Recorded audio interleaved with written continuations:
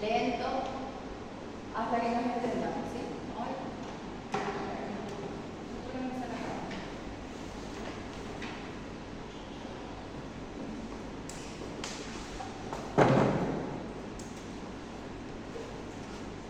Muy mala en tecnología. ¿Sí? Bueno. Y nosotros vamos a dar, conmigo ustedes van a dar la cátedra que se llama oncología, más enfocada en oncología clínica, ¿sí? Como sabrán algunos y otros no, yo soy ginecóloga obstetra, ¿sí? ¿Qué tiene que ver con la oncología? Bueno, hay una rama de la ginecología que es la gineco-oncología, ¿sí? Entonces nosotros en realidad nos dedicamos a la parte de epidemiología y la parte quirúrgica y el seguimiento no quirúrgico de pacientes con patologías oncológicas pero ginecológicas, ¿sí? Y entonces, ¿qué hago acá? Porque la oncología clínica abarca todos los cánceres, desde el pelito con cáncer hasta el último tejido más abundante que tenemos, que es la piel, ¿sí? Y a ustedes les interesa muchísimo el cáncer de piel. La mayoría son brasileños, ¿verdad? Ustedes conocen la epidemiología oncológica de su país. Yo siempre decía, qué chico esto de epidemiología, qué aburridos son estos que estudian conocer factores de riesgo de una población para conocer tal cosa. Pero gracias a la oncología, que para mí hace 2 años fue un desafío, también estuve estudiando un poco de epidemiología, porque gracias a ellos, a esas personas que se encierran en un lugar haciendo todo el estudio de campo, tenemos quiénes son, por ejemplo, los cánceres más frecuentes en zonas de un país, así como en el país entero. Y así como también a nivel global y mundial. Nosotros en oncología vamos a estudiar lo que es la epidemiología global, ¿sí? Vamos a estudiar los cánceres más frecuentes, porque si nos vamos a poner a estudiar todo el cáncer del cuerpo, necesitamos 2 años, 3 o toda la carrera de medicina. Prácticamente ustedes por año tienen que dar oncología, si vamos a estudiar, ¿sí? Porque cada vez, así como nosotros vemos en ginecología, cada vez tenemos un tipo de cáncer más raro, más nuevo, que de la noche a la mañana viene una paciente y nos da un tipo histológico que nunca escuchamos. Y a mí siempre me decían que yo era la doctora de los casos raros. Siempre mis pacientes tenían algún caso para debatir. Con decirles que mi paciente una vez tenía un angiomiosarcoma linfomatoide de vagina. ¿Cuánto era la probabilidad a nivel mundial? Mi paciente era la quinta a nivel mundial. ¿Y cómo le estudiamos a eso? Bueno, y eso se va reportando, haciendo reporte de casos y se va pasando, ¿verdad? Nosotros generalmente tenemos un observador global para los que quieran entrar, se llama globocamp.com, donde ustedes pueden ir viendo cada 2 años se va actualizando la epidemiología a nivel mundial de los cánceres más frecuentes. Y ahí ustedes pueden poner exclusivamente su país. Y ahí van a ver los 10 principales cánceres, los 15 principales cánceres que hay en Brasil. Para el que quiera hacer oncología, esto es grandioso. Pero muy pocos hacemos oncología. Porque cuando hablamos de oncología, prácticamente todo lo parece muy triste, ¿verdad?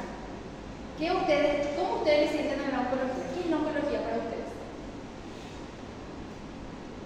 Es estudiar a la paciente que tiene cáncer o el paciente que tiene cáncer.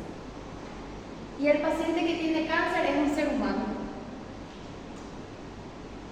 El paciente que tiene cáncer tiene la chance y la posibilidad de ser atendido de forma integral. O porque tiene cáncer todavía está mal y la espera su muerte. El paciente que tiene cáncer no es persona porque vive en paliación. Está con dolor, sangrando todo el tiempo. Es normal, malo, es porque tiene cáncer. O sea que es un ente raro dentro de la sociedad. Porque hasta hoy día esos son tabúes cómo se les trata a nuestros pacientes. Y ustedes no saben que esas son las personas más vulnerables de la sociedad. Doctora, ¿tu nombre? ¿Cómo? Ana. Bueno, Ana llega digo, Ana, tenés cáncer, ¿qué sentís? Es un shock. Y le empiezo a decir, bueno, tu cáncer se puede tratar de esta manera, yo le cuento todas las ventajas del cáncer que ella tiene. Pero ella me escuchó eso, ya no. Ana se quedó en shock, ¿sí? Y encima, peor todavía, si les digo que empieza el tratamiento con quimioterapia. Más shock todavía, ¿sí? Entonces el paciente oncológico, desde el momento en que recibe el diagnóstico, pasa por algo que todos en esta vida alguna vez experimentamos, que se llama las fases y las etapas del duelo. ¿Alguien conoce cuáles son las etapas del duelo? Creo que ese dieron en la materia, ¿ustedes dan bioética? ¿Ética profesional? ¿No? ¿Y alguna vez hablaron de la fase del duelo en alguna materia? Sí, ya, ahí está, en ese también se puede hablar. Bueno, ¿qué consiste esa fase? La primera fase es más que es la más importante, porque ahí se puede quedar mucho tiempo la paciente. Negación. Yo hoy me enteré que mi familiar murió y no acepto la muerte. Es lo mismo para el paciente oncológico. Hoy me dicen, ¿cuántos años tenés, Ana? 22 años. Tiene cáncer de ovario. Y yo le tengo que decir, Ana, te tengo que operar porque te tengo que vaciar todo. Y vas a vivir con quimio en permanencia, con la posibilidad de recaer a cada 2 años. Estoy contando todo. Imagínense lo que es para Ana. Va a entrar en relación porque yo, porque me tocó tan joven, porque tuve que ser elegida, ¿por qué? Entonces, el oncólogo tiene que tener la capacidad de tener un conocimiento integral. Quizás ustedes no sean oncólogos, pero no van a tener el corazón de decirle a Ana, andate al oncologista. Él te va a solucionar tu problema. No, van a hacer psicología primero con Ana, en una rama de lo que están estudiando en medicina, ¿sí? Van a utilizar su ética profesional, dignificando la vida de Ana en el peor momento de su vida, cuando quizás vos representes el peor médico de su vida porque le diste el diagnóstico. Bueno, ¿qué es lo lindo que tiene la oncología? Es todo muy triste. La oncología, no les voy a negar que le quita la energía positiva que ustedes tienen, pero es un proceso que requiere paciencia. No es para personas ansiosas, aunque yo no sé lo que hago acá, porque yo soy muy ansiosa y quiero todo, y le reto a la paciente si no hace como tiene que ser, no es que le reto, le observo, ¿verdad? Como tiene que ser, y si no, yo no la agarro de la mano o le llamo por teléfono, porque no está mirando tu teléfono, yo soy así. Ese tipo de médica pesada, no es lo que el paciente tiene conmigo. Yo me voy a llamarle todo el tiempo, ya no conozco el teléfono, tengo mi estadística en mi computadora, todo, porque yo tengo que tener todo. ¿Sí? Y soy solamente así, porque no todos somos, porque te quita mucha energía, ¿sí? Pero yo creo que yo tengo mucha energía, entonces en algún lugar tengo que sacar. Bueno, entonces, ¿qué es lo que nosotros tenemos que formarnos como médicos? De hecho, no solamente para pacientes oncológicos, para pacientes pediátricos, todos los pacientes con alguna dolencia son pacientes vulnerables, ya sea un lupus, una artritis reumatoidea. ¿Acaso que el dolor no duele? Por algo se llama dolor. La persona que tiene dolor es un dolor que muchas veces puede ser hasta incapacitante y lo único que pide es llamen a un médico que me pare el dolor. Imagínense el paciente oncológico en etapa 4, paliativo, donde ya hay invasión de la columna vertebral o de los nervios obturadores, lo que sea, que incapacita para caminar, para ir de cuerpo, para orinar y encima otra vez tiene dolor. 24/7 van a ser sus médicos. Por ende, que la oncología o un paciente oncológico no es una cátedra única, es un manejo integral multidisciplinario. Yo soy la gineco-oncóloga en este estado, pero necesito a mi oncólogo clínico, necesito a mi oncólogo radiante, necesito a mi psico-oncólogo, necesito a mi traumato-oncólogo, necesito a toda la especialidad prácticamente. Porque en algún momento de la vida del seguimiento de esta paciente vamos a necesitar de cada uno.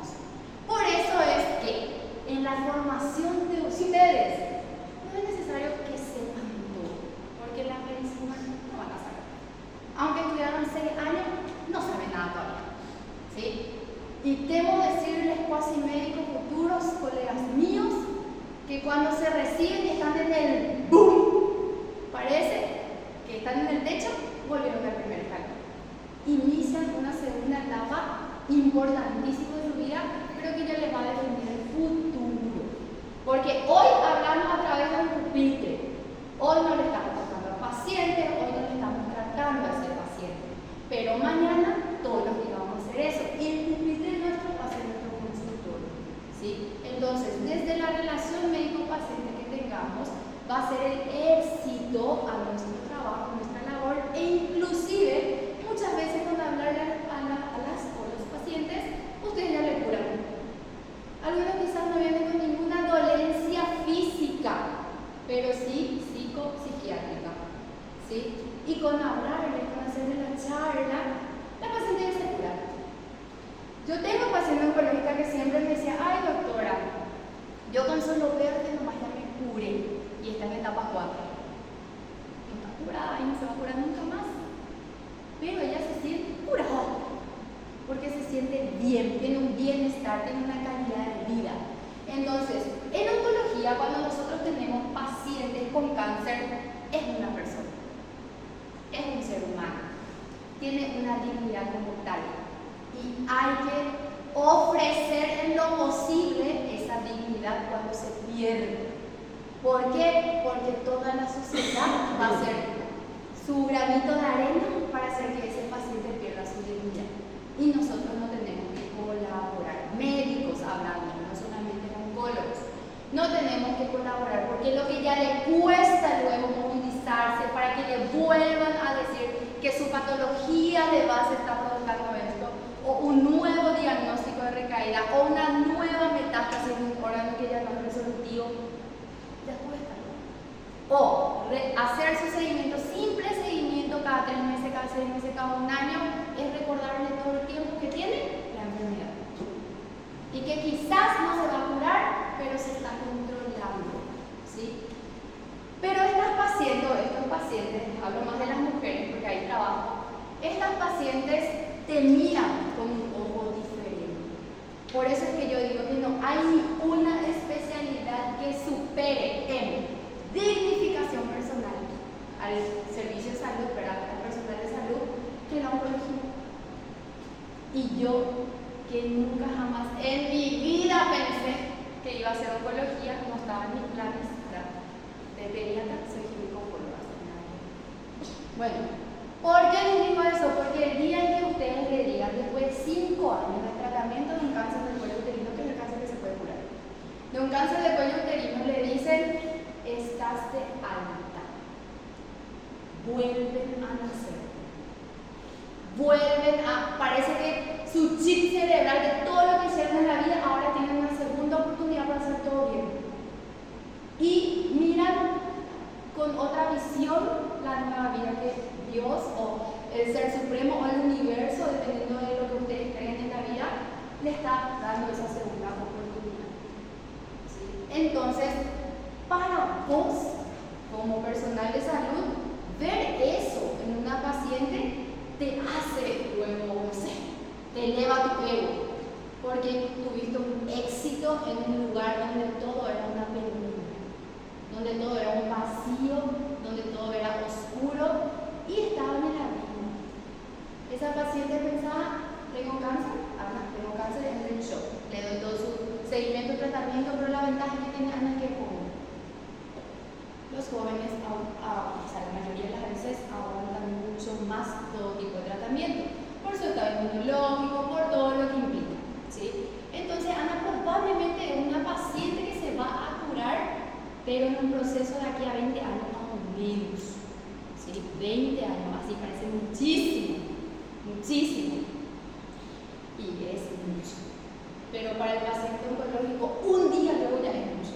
Pero es un día más que está viviendo. Nosotros decimos demasiado mucho pero para el paciente oncológico un día más es un día glorioso, es un día de victoria, es un día así que te dice, viene 3 meses, ¿cuánto seguimiento? Y te dice, pasé bien 3 meses ya, y 3 meses no es nada, 3 meses así, con toda la felicidad. Aguanté mi quimioterapia y radioterapia 6 meses ya. Imagínense otra vez decirle en un año, le vemos la primera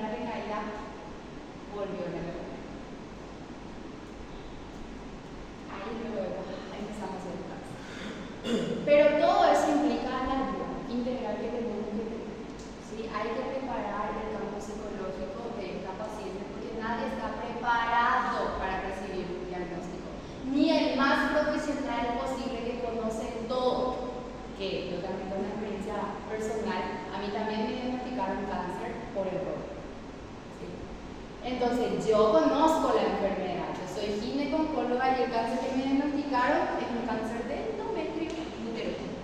Un tipo histológico agresivo que me tenían que sacar todo, como se dice, y encima otra vez tenía que recibir quimioterapia de mantenimiento que de por vida seguramente iba a recibir, porque tiene recaídas cada tanto. Y un error humano me hizo estar en shock. Y como yo tengo que darle la vuelta, yo misma estudié mi caso y yo misma presenté como si fuese una tercera persona en mi reunión multidisciplinaria de ginecólogos. Imagínense, pero yo no me quedé. Yo agarré, recepcioné de otra manera, pero obviamente entré en shock una semana. Pero así, la frase que yo le utilizo a mis pacientes es tener permitido llorar, zapatear, gritar, matarle a alguien, no matarle a alguien, pero una semana. La siguiente ya tengo que empezar. Y fue así, un sabor agrio, que siempre cuando me acuerdo con la comida de gallina, pero leer ese diagnóstico con tu nombre, no vamos. Entonces yo misma hice como tercera persona una reunión multidisciplinaria y llevamos a tener Fleming, que es argentino, a debatir un caso. Imagínense a qué nivel llegué. Solo para que me digan que no me van a sacar mi útero, porque yo quiero ser mamá otra vez. Tengo ya una hija, pero en algún momento de mi vida quisiera ser mamá y yo no quería perder ese útero, pero la única salida de que en algún momento de mi vida quizás tal vez podría ser, me cure, es haciendo toda esa cirugía. Bueno, se llevó a muchos debates y entre ellos me solicitaron otra vez que haga 3 biopsias más. Fui sometida cada 3 meses a 3 biopsias más, que salieron todos negativos de hecho, gracias a Dios, pero llegaron a la conclusión de que hubo un error humano por contaminación de la mujer. Pero tuve que ser tan elegida para que un cancercito salga en la vida de alguna paciente. Y eso fue lo más simpático porque empezamos a buscar la paciente. Al menos en mi servicio, que ese mismo día se hizo el procedimiento que yo me hice, también encontramos una paciente con cáncer, pero no tenía el mismo tipo histológico, no podía ser de ella. Ella ya era operada, ya 3 meses después ya se operó todo y yo me estaba enterando de la paciente que tenía cáncer. Y el más es raro, que no hay que hacer de todo. Bueno, fue muy simpático después, ¿verdad? Porque un error humano cambió también todo lo que yo pensaba de lo que hoy le estoy diciendo, así con toda la emoción, ¿verdad? Entonces, en ese momento cuando te convertís paciente, también te convertís empático. También sentís esa empatía, porque acá no es yo soy el mejor, yo te voy a curar. Quizás porque es cierto, yo estudio mucho y soy el mejor, ¿cierto? Me creo que soy el mejor. Pero siempre hay que mantener la empatía igual. Porque nunca vas a tener en tu piel y en tu sentimiento lo que esa paciente está viviendo hoy con ese pequeño y feo diagnóstico que le estamos dando. Y otra definición, después vamos al otro extremo. El tumor no siempre es cáncer. ¿Sí? Ya nos vamos al otro extremo, que somos los médicos formados en poca base de oncología, que le decimos a la paciente: tenés tumor, tenés un cáncer. Y obviamente de la misma manera va a reaccionar, en shock. Pero había sido ese tumor en un endometrioma por un quiste simple de una endometriosis, un citoadenoma seroso que crece por algún desequilibrio hormonal. ¿Entienden? Pero nosotros psicológicamente como médicos, por el tipo de verbo que utilizamos, que no sabemos utilizar cuando hay una relación médico-paciente, yo digo que no sabemos siempre, porque porque su marcador elevado está, porque su marcador tumoral está elevado, rápido anda al oncólogo. Le asustan toda la paciente. Pero eso es porque tienen poco conocimiento en la oncología. Porque si ustedes conocen la oncología, van a saber que un marcador elevado se eleva, un marcador tumoral se eleva con una menstruación, se eleva con la lactancia, se eleva con el puerperio, se eleva estando embarazada. Van a saber. Se eleva porque tiene hepatitis, se eleva porque tiene cirrosis alcohólica. Los marcadores tumorales son estudios, ¿cierto?, de sangre, ¿verdad?, en suero, que se elevan por cualquier motivo, son muy sensibles, pero son poco específicos. Entonces, ayer justamente me llegó una paciente. Se hizo su laboratorio, marcador 19 versus 19 elevado, así chiquitito, ponerle que 10 puntos más subió del valor normal.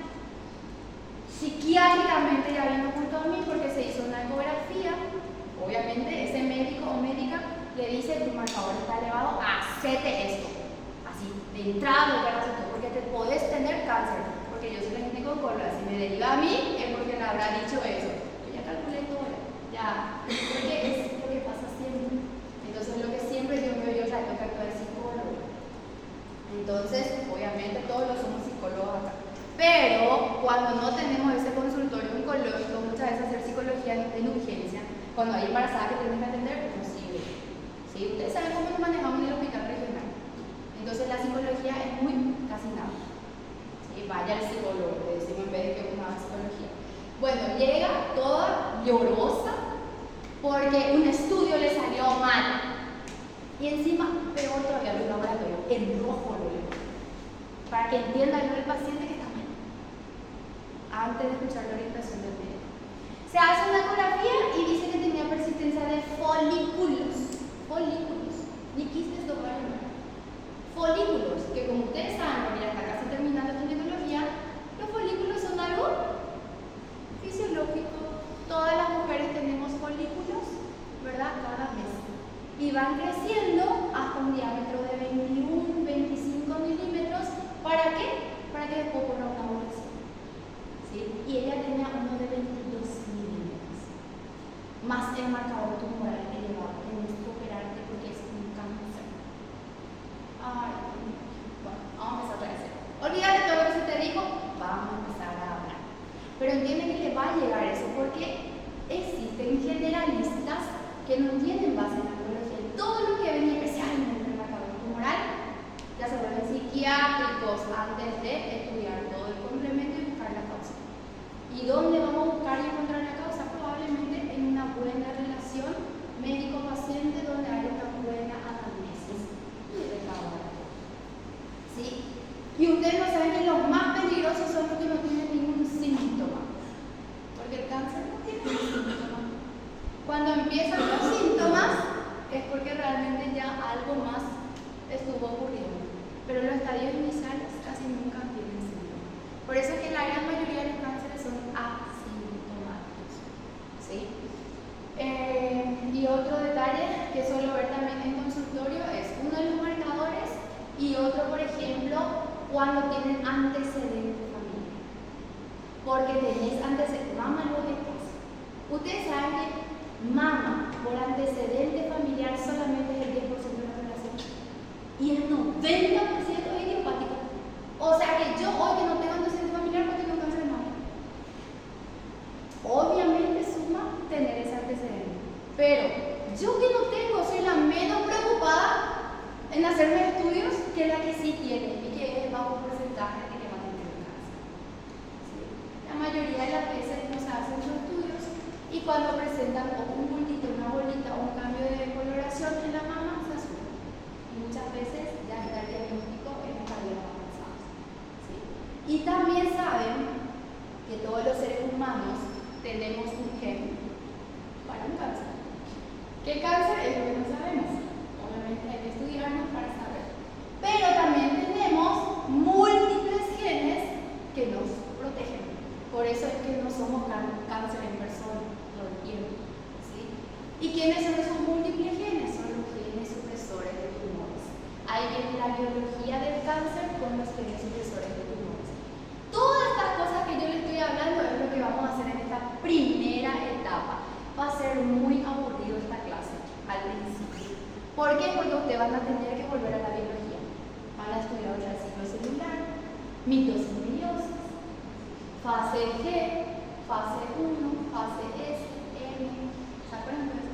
Ciclo celular, qué aburrido, ¿verdad? Pero ahora le vamos a meter las moléculas del ciclo celular, ¿sí? El retinoblastoma, el P53, el CDK1, CDK2, 27, 21, ¿sí?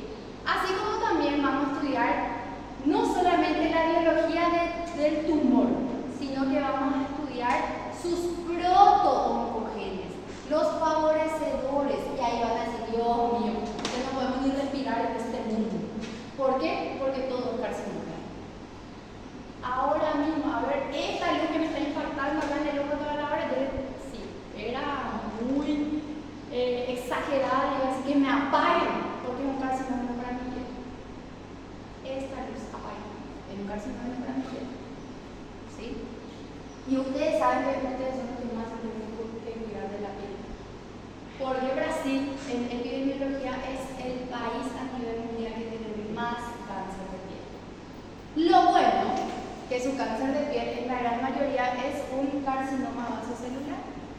Que con hacerle un raspadito, quitarle ese lunar que hoy me molesta y salió cáncer, no pasa nada. Ya está el diagnóstico, ya está el tratamiento, ya está la sobrevida. Ahora, melanoma. Melanoma en donde salga es decir, en donde salga tiene un tratamiento largo, en donde salga es, digamos, una sobrevida a corto plazo.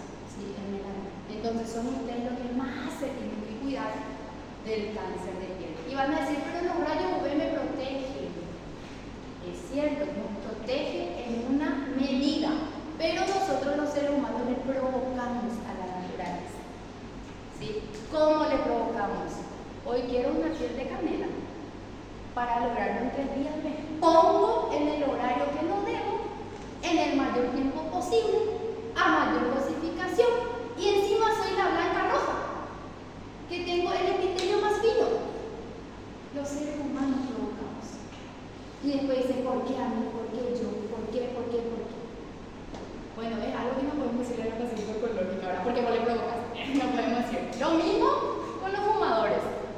Ustedes van a saber que a partir de ahora el tabaco, la nicotina, es el provocador, es el carcinógeno más frecuente en la mayoría de los cánceres. De origen ginecológico, no ginecológico, inclusive todos los cánceres pediátricos. Exponerle a nuestros hijos, por ejemplo, a ser fumadores pasivos, les produce cualquier tipo de cáncer. ¿Sí? Entonces van a decir, Dios mío, ya que es un carcinógeno, ¿qué es lo que vamos a hacer? No podemos más ni salir afuera, no tenemos que tener relación así como otra persona. ¿Por qué? Porque me ama y es un carcinógeno, algo así, ¿verdad? Pero no es tanto así también, porque todo depende del tiempo de exposición, de la vulnerabilidad de cada individuo, del estado inmunológico, ¿sí? Porque nuestro cuerpo es divino, es maravilloso, sabe cómo nos va a proteger. Pero obviamente si le estamos exponiendo a largo plazo, también sabe cómo va a perder la batalla. Es una pérdida a largo plazo que va a tener. Son los soldaditos de batalla, siempre yo digo que los genes supresores de tumores, los macrófagos, los fagocitos, son nuestros soldados de batalla. Pero si a nuestros soldados luego le estamos poniendo los fusiles nosotros mismos, en algún momento van a caer. Y ellos tienen posibilidad de defendernos todo el tiempo en el que hay otros factores, como por ejemplo la mujer dice que siempre tiene un factor protector que es el estrógeno. El estrógeno es el que protege mayormente a la inmunidad, pero llega la menopausia. Por eso es que después de la menopausia se descubren muchas enfermedades, porque el soldadito de batalla ya no puede más, ya no tiene su muralla, ¿sí? Entonces empieza a caer cada uno. Y encima otra vez nos ponemos muchas cosas como virus y eso, que más otra vez produce lesiones en la mujer. Bueno, entonces, para hablar un poquitito de lo que es nuestra cátedra, quiero que me digan qué representa esta mujer en la vida de ustedes. Miren a esta mujer. Mi clase va a tener toditos de introducción, porque cuando lleguen al final de oncología van a darse cuenta del sentido de este libro.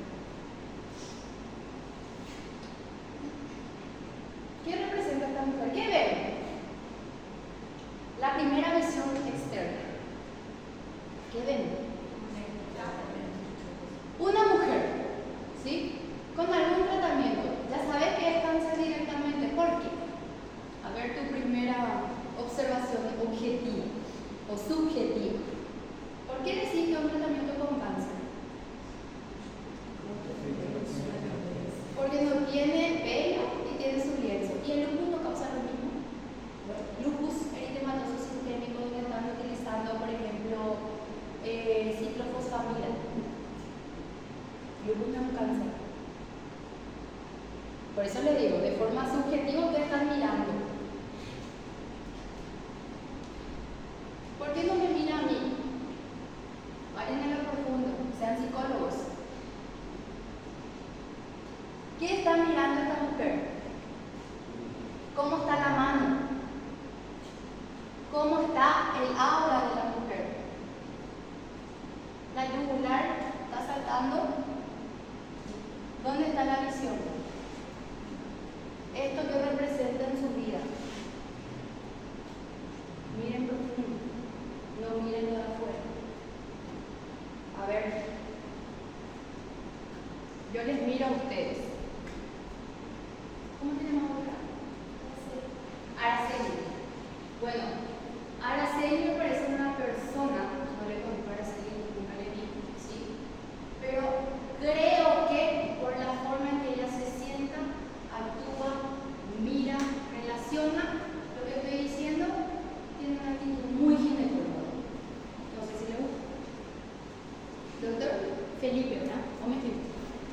Bueno, Felipe es un tipo tranquilo, le vi moviéndose en el hospital, pasivo, en el sentido de que representa mucha calma. Le miro a Felipe y creo que va a ser un buenísimo clínico. ¿A qué hora? ¿Tu nombre, doctor? Wellington. Bueno, Wellington en el momento en que se sienta, actúa, medio musculoso, todo eso, creo que está entre traumato y cirujano general. Podría ser, no sé. Solamente con mirarlo, ¿verdad? Por las actitudes de representación, eso quiero que hagan. ¿Qué les parece que al mirarla a esta paciente que se está acostando en una cama con, ¿cómo le llaman a ustedes? Con un lienzo.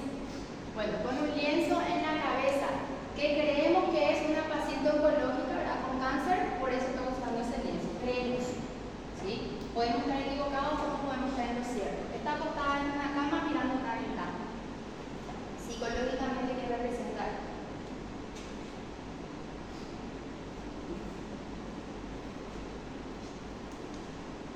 Esperanza.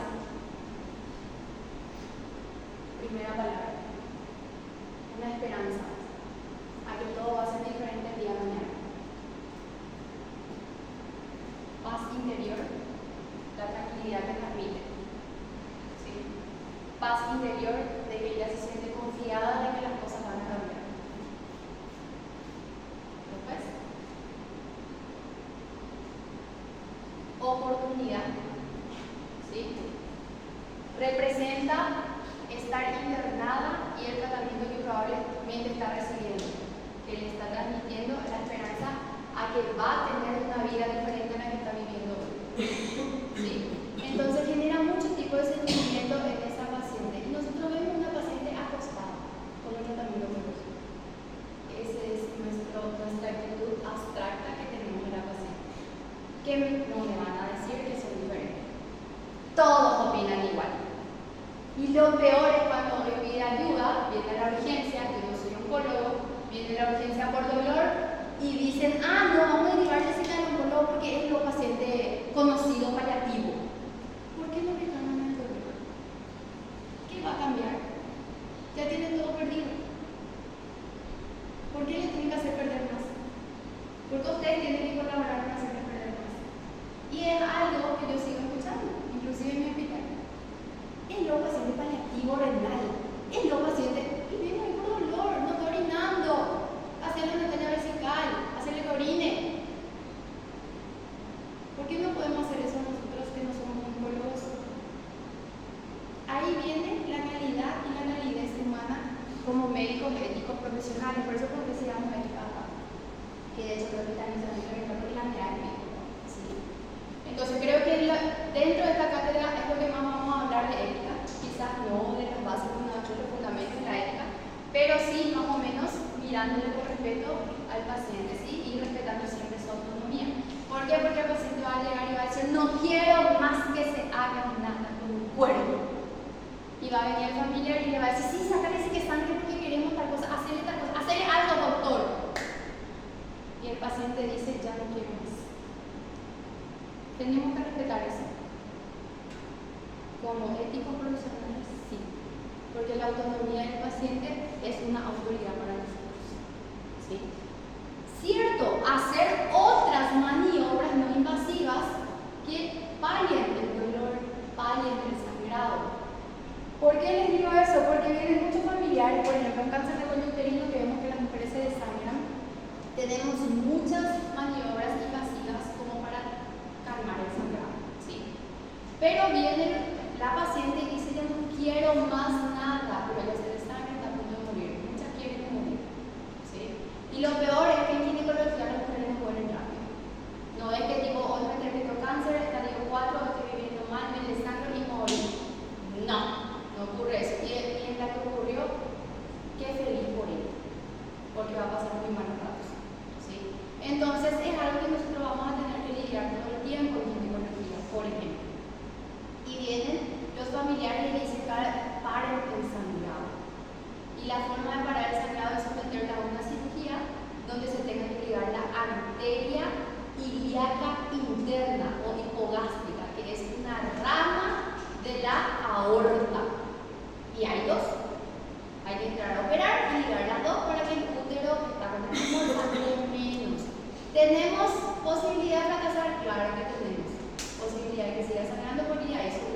vascularización aparte, nutrido por otros vasos que vienen de la vagina. Bueno, esa maniobra invasiva implica que la paciente sea sometida a una anestesia, a dolores, a cortes, a falta de cicatrizaciones por baja inmunidad, a muchas otras complicaciones. Y el familiar solo quiere que se le haga algo, cuando el paciente ya no quiere más. ¿Sí? Entonces nosotros lo que hacemos ahí son maniobras no invasivas, de compresiones nada más para que pueda disminuir la cantidad de sangrado y mientras le damos más sangre de lo que le está faltando. ¿Sí? Maniobras no invasivas, en lo posible, siempre respetando la autonomía.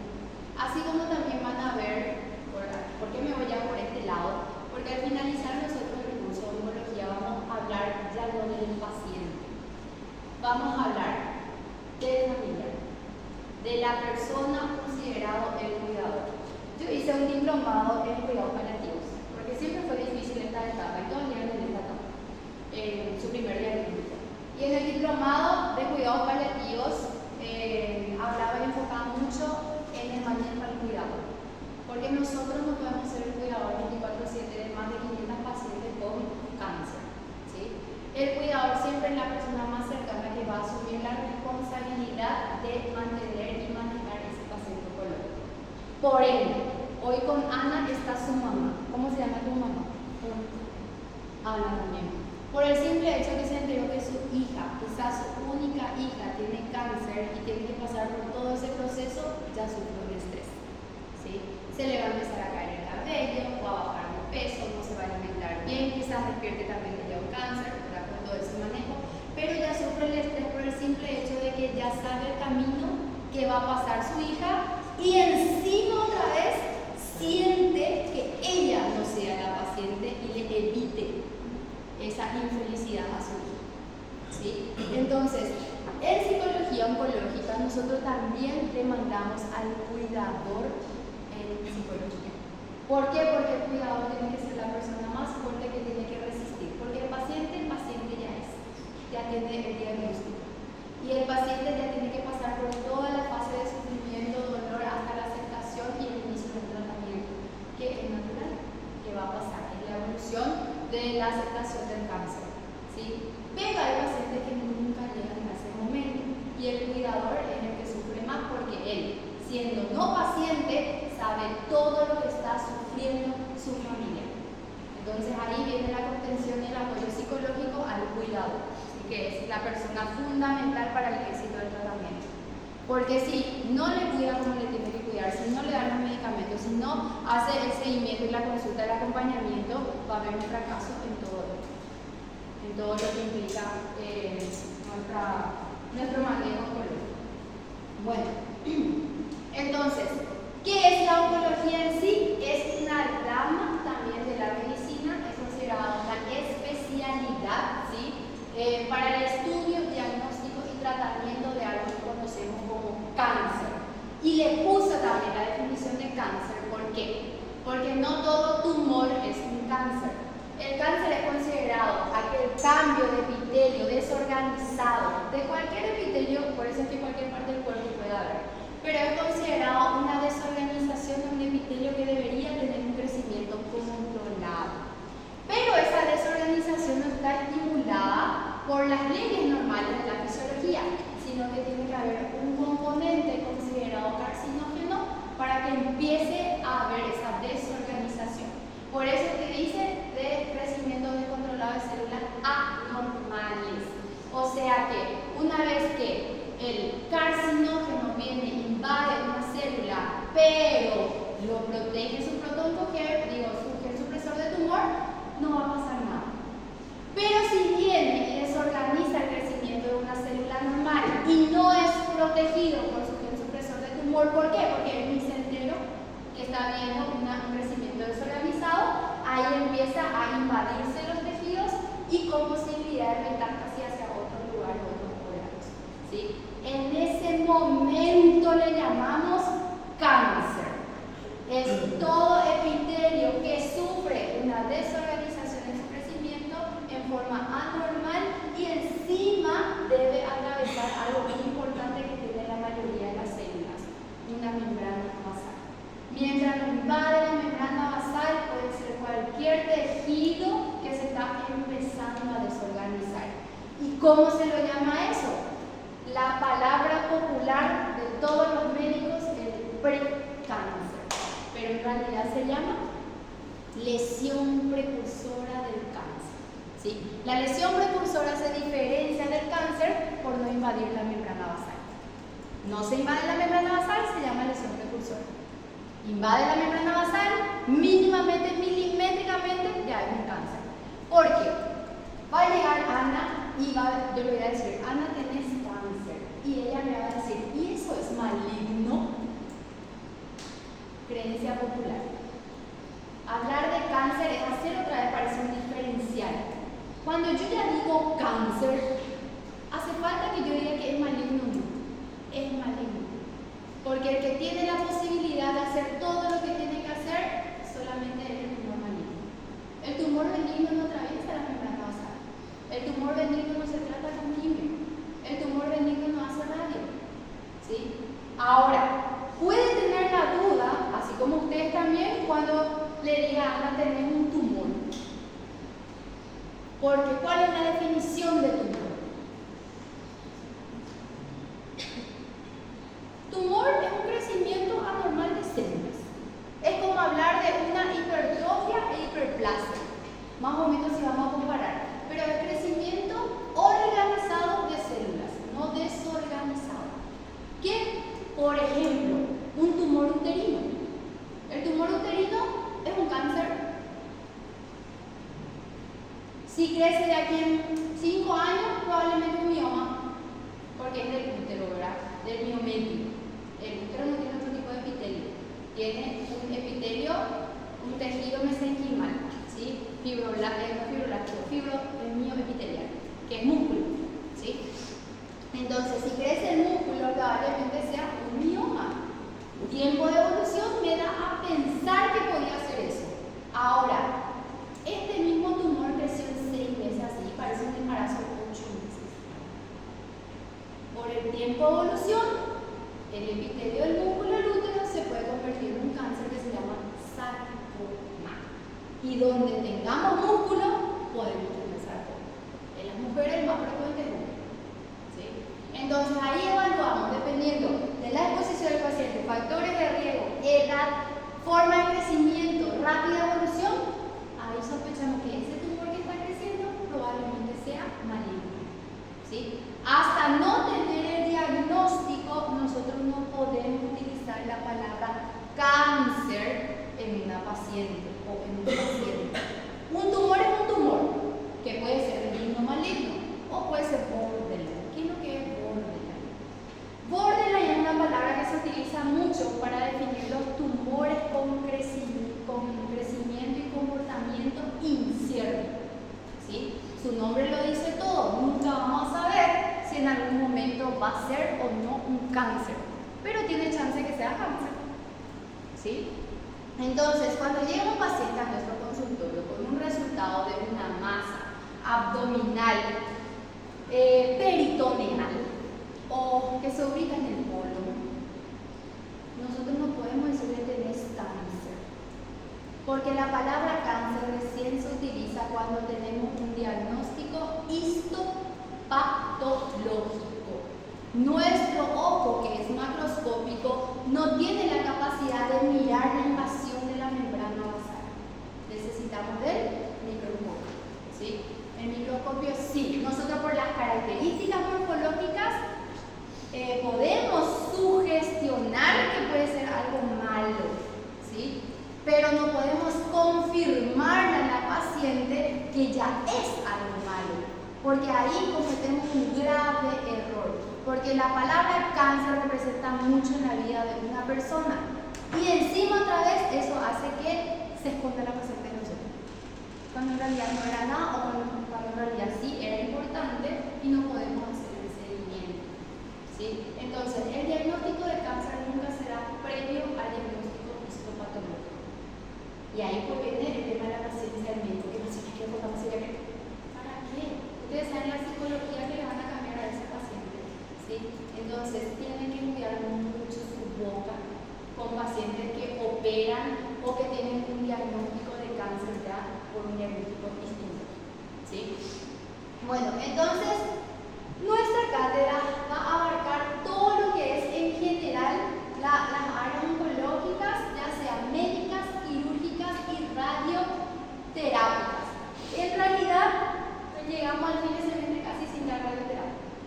Pero radioterapia más bien no es para un especialista ya en oncología radiante, por eso no me preocupa no terminar. Pero siempre vamos a estar hablando de qué es la radioterapia.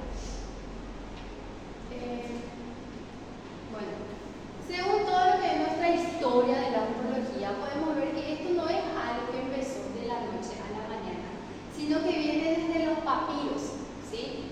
Nuestro mayor historiador médico fue Hipócrates. Allá por los 460 a 370, ella utilizaba la primera palabra o el primer término que definía todos los tumores como hongos, ¿sí? Es algo hongo, ¿sí? Entonces, con el tiempo, de 1600 más o menos, antes de Hipócrates, prácticamente esos papiros hablaban de que cada vez aparecían más tumores en las mamas de las mujeres y empezaban a extraer. Y a eso lo denominaba tumores nada más, y luego viene Hipócrates con la definición. Su sucesor, que es Galeno, en 1062, ya, él habla, o sea, se refiere ya a la palabra onco como algo netamente maligno.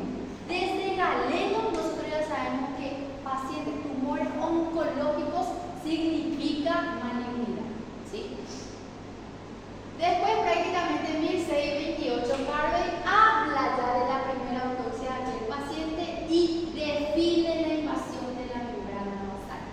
Miren un poco, desde acá ya se sabe que onco es maligno y que maligno es cáncer, ¿sí? Evolucionando un poco en el tiempo, ya tenemos acá a Louis Grossman, que empieza a hablar de la primera palabra de la quimioterapia, donde él definía que se podía utilizar un suero o un germen que podía atacar a esas células que estaban causando el crecimiento desorganizado, así como también se vio que atacaba a las células normales, porque él no podía definir hacia qué diana se iba. Pero antes que eso, hubieron muchos otros historiadores médicos que ya descubrían ciertos tumores dependiendo de las diferentes etapas de la vida de las personas, como por ejemplo Karl Marx, que descubrió el tumor renal, el tumor de Willis, por algo lleva su apellido, ¿sí? Conocen el nefroblastoma que tantos niños tienen, es más un tumor pediátrico, ¿sí? Y bueno, descubrió el tumor de Willis. Acá el profesor alemán Röntgen habló por primera vez de las variaciones, ¿verdad? Para el uso de la radioterapia, solo que en esa época los rayos X eran a alta dosis. ¿Y qué pasaba? Curaba de un cáncer y provocaba otro, ¿sí? Trataba de matar el cáncer, digamos, de vejiga, pero causaba un cáncer de próstata. Trataba de curar el cáncer de cerebro, pero causaba el cáncer de cabeza y cuello, ¿sí? Porque las dosificaciones eran muy altas, hasta que después se fueron viendo y definiendo. Y aparece también Dennis Parson Burki, que habla por primera vez del linfoma de Burki, que son los cánceres hematológicos, linfohematológicos. Bueno, después viene la etapa grandiosa que hoy día para nosotros en Latinoamérica es el boom del momento, que habla de la inmunoterapia y de la terapia génica. Pero en países del primer mundo, desde 1880 ya se estaba hablando, ¿sí? ¿En qué consiste esto? Prácticamente la inmunoterapia consiste en inyectar exactamente la necesidad que le falta a ese cuerpo, ¿sí? Yo veo, por ejemplo, que hay una deficiencia en el gen supresor 53. Entonces yo busco la diana específica. ¿Para qué? Para que mejore la acción de mi gen supresor, ¿sí? Para que mejore su trabajo. Si él está siendo bloqueado porque está siendo mascarado por un tumor, yo ahora le desbloqueo con una sustancia, una molécula, ¿sí? Esa es la inmunoterapia. Pero la más grandiosa y relevante hoy en día es la terapia génica. ¿Qué es la terapia génica? Es la terapia más dirigida a los tumores, que se dirige en el tratamiento exclusivo del ADN del tumor. O sea que yo estudio el ADN del tumor que estoy sacando y genero una molécula. Entonces, es el que mejor éxito tiene hoy en día. Hoy en día, el tratamiento del cáncer es personalizado. ¿Tenemos acá? Obviamente que no. Llegamos en Paraguay hasta la inmunoterapia, pero muchos estudios ya se están haciendo, por ejemplo, en Brasil, se están Estados Unidos se están haciendo los estudios de terapia génica. Yo tengo un colega que su hermana con 32 años fue diagnosticada cáncer de mama estadio 4 con metástasis cerebral. Nadie le da chance. Hoy tiene 56 años con estadio 4. Y hoy día ella se está yendo a en Estados Unidos, no sé cómo se llama el hospital, donde encontraron por fin la terapia génica del ADN de su tumor. Porque era súper agresivo. Ella tenía muchas recaídas, ella hizo todo su tratamiento en Brasil. Tenía muchas recaídas, pero siempre salía. Era pobre.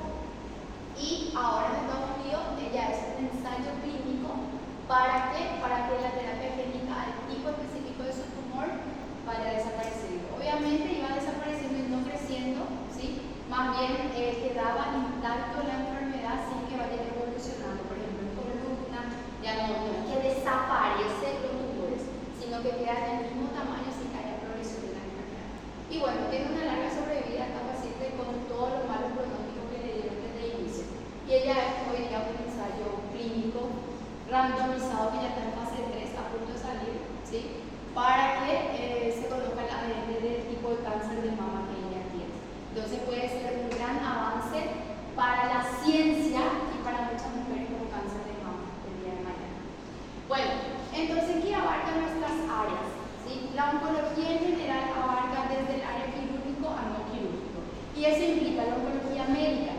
¿Qué hacen los oncólogos médicos? Los oncólogos médicos en realidad se encargan mucho más de la gestión de la terapia sistémica. ¿Sí? ¿Qué es la terapia sistémica? La inmunoterapia, la quimioterapia, ¿sí? La terapia génica. Y ellos también se encargan de toda la sintomatología que podría producir esta terapia sistémica. Entonces ellos tienen que ser clínicos, con manejo clínico. Ahora, la oncología quirúrgica sí somos todos los expertos que tenemos bases fundamentales en cirugías, ¿sí? Está el cirujano oncólogo, que es el cirujano más generalista que se encarga exclusivamente de operar cualquier tipo de cáncer del cuerpo. Y luego vienen las subespecialidades por patologías como por ejemplo hepatobiliares, cirujanos de cabeza y cuello, cirujanos. O sea, vamos diferenciando otra vez. ¿Por qué? Porque los cirujanos oncólogos somos los que también nos encargamos del seguimiento posterior a la quimio. Por ejemplo, un cirujano es buenísimo por saber operar, pero si no es oncólogo va a fracasar a largo plazo. ¿Por qué? Su función va a terminar después de la cirugía. Ese es el cirujano general, porque ellos no tienen la base de fundamento para el seguimiento, porque el seguimiento es un mundo aparte otra vez en la vida de las pacientes oncológicas o los pacientes oncológicos. Y luego tenemos la oncología radiante, que muchas veces es concurrente con la oncología clínica. Sí, el oncólogo radiante también es un clínico, pero que se dedica más en la parte de radiación, dosificación y efectos adversos de cualquier terapia radiante. Los efectos que pueden producir, por ejemplo, actínicos, ya sea en irradiación abdominal, puede tener hematurias, puede tener rectocolitis, o sea, todos esos efectos actínicos provocados por la cantidad de dosificación de la radio. Y ellos son los que hacen el esquema prácticamente de qué tanto tiempo va a recibir y si ese tipo de tumor, según su histología, es respondedor a una radioterapia. Porque van a conocer que va a haber tumores que no siempre hacen radio. Radio es lo que menos se hace dependiendo del tipo de tumor, pero sí la mayoría hace quimioterapia, una terapia sistémica. Y peor si están metastatizados e invadidos. Bueno. Entonces, ¿qué es en síntesis la oncología? Es una disciplina multidisciplinaria. Yo sola, como cirujano oncóloga, no voy a poder tratar a ese paciente o a ese paciente, porque yo sola no tengo la solución, ¿sí? Necesito al oncólogo clínico, al psicooncólogo o inclusive a las otras especialidades que a la larga me pueden estar ayudando, incluyendo nutrición, ¿sí? Porque va a llegar un momento donde el paciente ya no va a poder ni comer, entonces necesitamos de la nutrición enteral, la nutrición parenteral. Entonces, es una disciplina multidisciplinaria que prácticamente involucra a todos los especialistas en medicina Pero ¿quién es el más importante acá para empezar? El patólogo. Muchas personas o médicos en sí le damos muy poco valor a nuestro patólogo. ¿Qué es lo que ni siquiera en esta parte del médico patólogo? Acá no tiene ni uno que me carne de patólogo, ¿sabes? Ni uno. Pero ustedes saben que la patología es algo en serio que modifica la vida del paciente. ¿Por qué? Porque netamente yo no voy a poder empezar a trabajar como cirujano oncóloga si no tengo un diagnóstico de patólogo. Y encima tiene que tener un traumatólogo de confianza, que no le pasa lo que me pasó a mí. Que un patólogo no experimentado ve mi lámina y se equivocó. ¿En dónde? En el corte de lámina. La misma cuchilla, sin higienizar, usó de un paciente diferente a mi cuchilla, a mi muestra. Y justo ese paciente tenía cáncer. Y se fue mirando, salta así. O sea, tienen que tener un buen patólogo. Los que se dedican a esta parte quirúrgica tienen que tener un patólogo de confianza. Porque eso cambia el tiempo y la evolución. ¿Por qué les digo el tiempo? Porque si están en dudas diagnósticas, avanza el cáncer. ¿Sí? Si ustedes no definen de entrada si es o no un cáncer, esto va a avanzar. Y le va a afectar el pronóstico a largo plazo al paciente. Y acá, chicos, no estamos jugando con una computadora. No es, ay, Dios mío, no funciona mi entrada de USB y necesito cambiar. No estamos jugando con eso. ¿Sí? De hecho, que ningún médico está jugando con un objeto. Está jugando con una persona que tiene una calidad de vida, que tiene una familia detrás de ella, ¿sí? Que tiene un valor que no se puede calcular. ¿Sí? Entonces, nosotros tenemos que ser lo más exacto posible y equivocarnos poco. Somos seres humanos, nos podemos equivocar. ¿Sí? Algo que a mí me dijeron de mandarle a ese doctor. No le puedo mandar, todos nos podemos equivocar. ¿Sí? Pero que eso pasa mal, ¿cierto? Pero agradezco la vida por la segunda oportunidad. Y ahí ya ves de forma diferente. Entonces, juega muchísimo con todo. No solo es el diagnóstico, es también la parte emocional, social y también implica un gasto en el sistema de salud pública. Porque ustedes saben que ningún medicamento oncológico es barato. ¿Sí? Acá en Paraguay, por ejemplo, el que no tiene IPS no sé cómo paga, espera su muerte y no lo realiza. Porque en el INCAM, que es el Instituto Nacional del Cáncer, donde hay muchas moléculas de quimioterápicos, el problema no es la medicación, el problema es el turno. No hay turno, no hay espacio. Por día una ginecóloga atiende entre 30 a 40 pacientes con cáncer ginecológico. Si yo tengo colegas ahí que trabajan por día. Y esas 40 pacientes seguramente 20 está haciendo su quimioterapia, recibe. 30 está recibiendo el diagnóstico. ¿Sí? Entonces, todos los días recibir esa cantidad multiplicado por 365 días, muchísimo, muchísimo. Entonces, para salud pública le cuesta muy caro un paciente oncológico, porque una medicación que tiene que recibir, por ejemplo, una paciente con cáncer de cuello uterino, una medicación cuesta aproximadamente 5 a 35 millones. ¿Sí? 5 a 35 millones. El que se está yendo al sistema de salud pública es porque no tiene luego dinero. Y vos le tenés que decir otra vez, no hay medicamento para, pero se encuentra en Formosa. Anda a comprar Formosa. Bueno, se van en Formosa, 5 millones, que es lo básico. No es que barato, ¿verdad? Nada barato, nadie tiene la noche a la mañana 5 millones. Entonces va a mirar a los muertos. ¿Sí? ¿Qué es lo que nosotros como médicos profesionales que vamos a hacer tenemos que empezar a enfocarnos?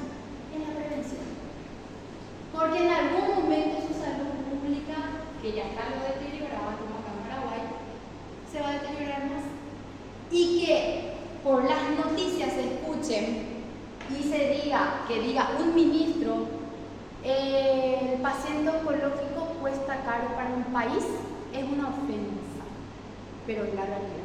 Cuesta caro para un país. Si nosotros lo vemos desde el punto de vista médico, sabemos que él está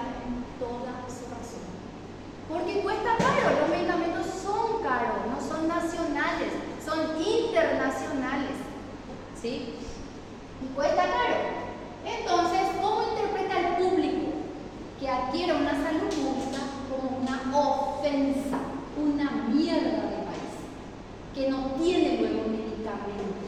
Pero vamos a hacer un poco administrativo, vamos a la economía del país y vamos a la estadística.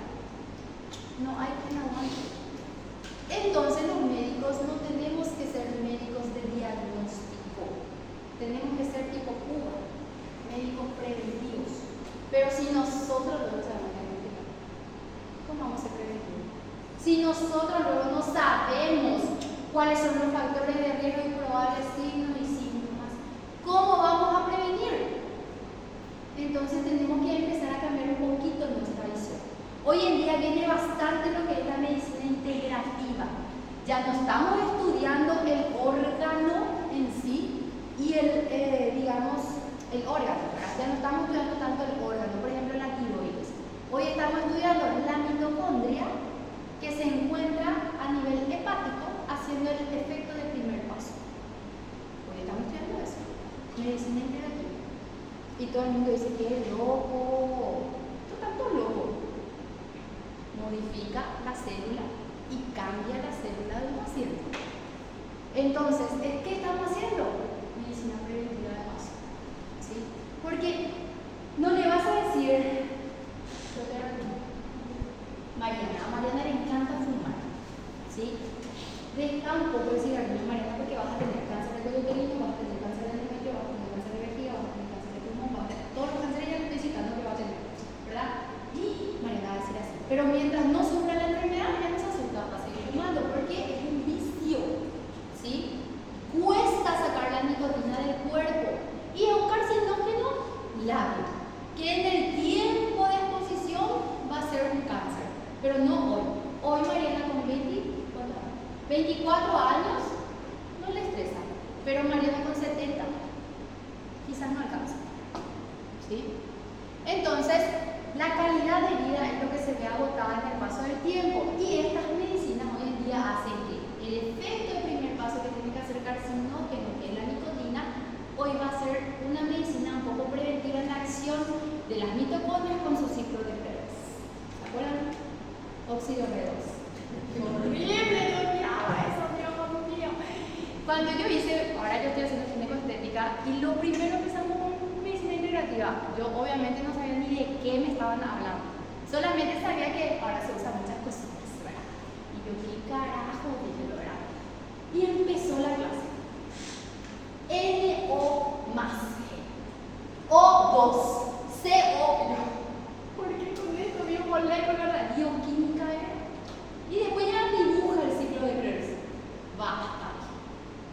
Ya estaba luego harta en ginecología con el ciclo pentano perhidrofenandreno, que era otra vez derivado molecular del colesterol para que salgan las hormonas que usted ya conoce. Imagínense, ya estábamos luego ahí nomás. Y ahora otra vez. Pero es genial poder llegar a esta etapa de la vida que yo ya llegué y ya entendés. Porque cuando éramos estudiantes, parece que nos hablaban en chino mandarín. Sí, así. No la escuchamos.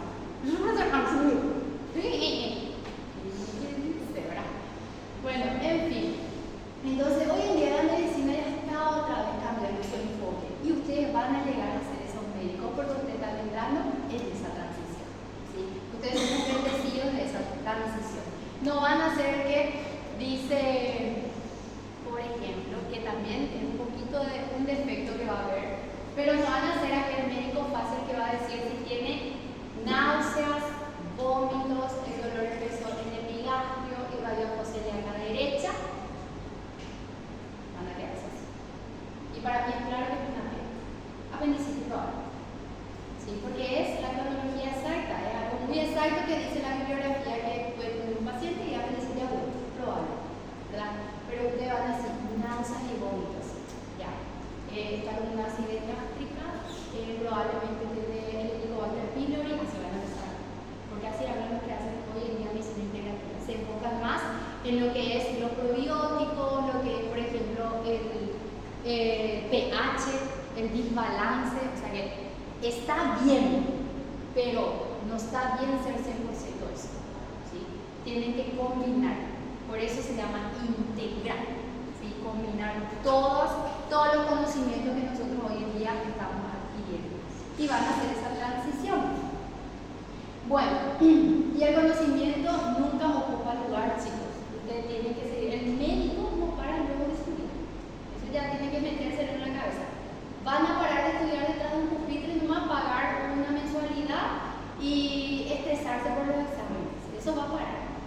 por fin, ¿verdad? Pues ella va a parar.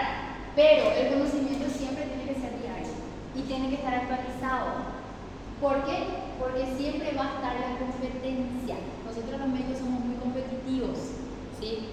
El que tiene conocimiento siempre va a tener más éxito que el que se quedó en el tiempo, ¿sí? Entonces, ustedes a través de eso siempre va a ser su impulso para seguir estudiando, seguir estudiando, seguir estudiando. Hoy quizás a ustedes en la cabeza, ay, yo me voy a estudiar. No me hablen, vamos a tener que vamos a estudiar todavía. Pero no es el mismo estrés. No es la misma, ¿cómo les digo? No es la misma obligación de tener que sentarse sí o sí porque mañana rindo. Sí, tengo que saber sí o sí todo de una vez. Sino que diariamente ustedes van a ir adquiriendo un poco más de conocimiento. Ahora, obviamente existen los posgrados que sí se pagan, pero que también favorece a una titulación, ¿sí? Entonces, siempre un nivel de calidad en la formación de ustedes son los posgrados y tienen que llegar a eso también. Y después existen las investigaciones que elevan más la calidad de profesional que ustedes pueden ser. Eso es por el tema de calidad, pero no por no hacer eso, pero seguir estudiando, obviamente son médicos de calidad, ¿sí? Bueno, entonces, ¿por qué salimos a esto? Por el tema que hoy día estamos cambiando y los avances de investigación van mucho dirigidos en oncología al desarrollo de estas nuevas terapias, ¿sí? La inmuno y la terapia génica, que es estudiar exclusivamente el ADN, es lo que hoy en día está cambiando el futuro del paciente oncológico. Porque seguro que Ana, cuando yo le dije tenés cáncer, hoy Ana es mi víctima, ¿sí? Todos los martes va a haber víctimas diferentes, pero así también yo les voy a conocer, ¿sí? Seguro que Ana hoy piensa que la palabra cáncer es directamente proporcional a muerte. Seguro que me voy a morir. Me voy a morir en algún momento, me voy a morir. ¿Sí? Bueno, para nosotros los oncólogos, gracias a la investigación, hoy en día la palabra cáncer no es directamente proporcional a muerte, sino que la palabra cáncer hoy en día, gracias a la investigación, es una oportunidad de esperanza de vida a largo plazo. En algún momento vamos a morir, ¿cierto? Todos morimos.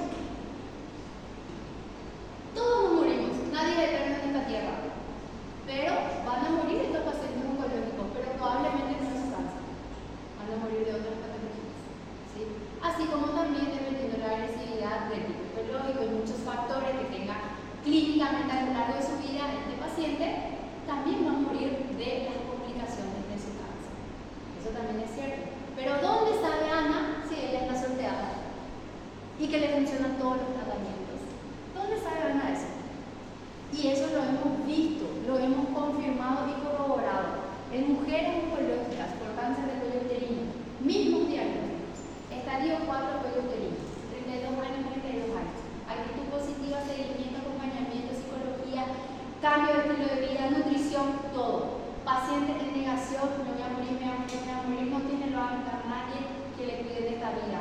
Mamá soltera, sola con hijos de 3 años, sola en la vida, sin que nadie la no tiene el soporte como esta mujer. Esta mujer con estadio 4 vive 20 años, muere de infarto. Esta mujer con estadio 4 muere a los 1 año del diagnóstico. No tiene recaída cada 2 años, ¿sí? O sea, depende muchísimo también de las condiciones que implicó y el tipo de vida, por la forma que tuvo todo. Nosotros pues había una crítica siempre que sea en mi facultad, somos lo que comemos. Somos la consecuencia de la nutrición de lo que nos dio nuestros padres, que no depende de nosotros. Pero el cambio de estilo de vida, la edad que tenemos, sí depende de nosotros. Entonces, dependiendo de ese cambio de estilo de vida que tenemos, es donde nosotros vamos a cambiar la evolución también de las diferentes enfermedades. Ustedes van a escuchar mucho que se dice a nivel cultural, no me quiero luego ir al hospital, dicen las pacientes. Ustedes ya están los pacientes en el hospital, ¿verdad? Ya se van. ¿Por qué el paciente dice no me quiero ir al hospital? Y es una frase súper clásica. ¿Cuál es la respuesta? ¿Qué les da? Uno eso, porque el médico sí o sí le va a decir hacer la cosa de su cabeza. Pero ¿por qué no quiere eso? Porque hay una creencia popular que dice me voy al hospital y descubro mucha enfermedad. No es que descubre, ya lo tenía. O sea que ella se está entregando algo crónico, como por ejemplo la diabetes. Me pareció muy simpático que me hace falta una paciente que tengo que operar.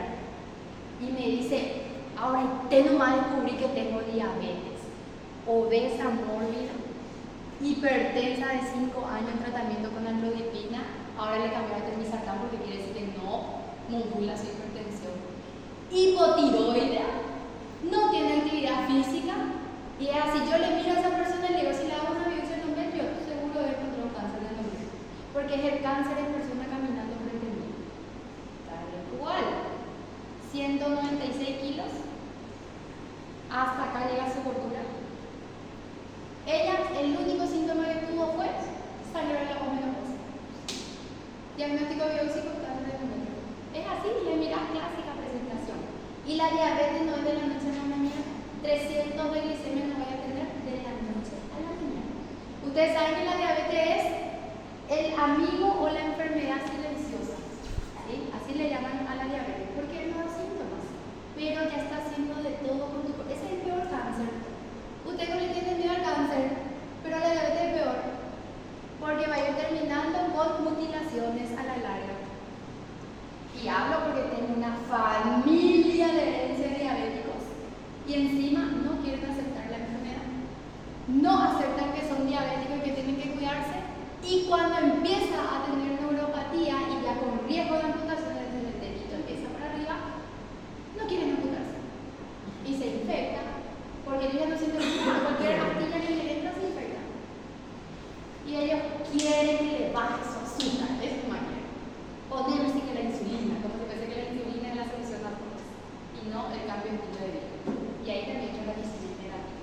Bueno, en fin, van a escuchar de todos. Por eso que yo le digo, ¿por qué le tienen miedo al cáncer? Si lo que vos tenés más peligroso que el cáncer. Yo te puedo tratar el cáncer con una terapia médica, te vas a curar quizás, pero tu diabetes es un cambio, no te vas a curar más. Y el páncreas tiene una cierta cantidad de insulina, si se agotó, ya te tienes que usar por vida. ¿Sí? Nosotros tenemos una vida útil, así como en los opositos, es una vida útil de insulina. Pero si la estuvimos agrediendo y usando de más a lo largo de nuestra vida, obviamente no vamos a tener cuando lo necesitemos en un futuro. ¿Sí? Lo mismo pasa con la presión. Tomo mi medicamento cada vez que se me sube. ¡Ay, Dios mío, Señor!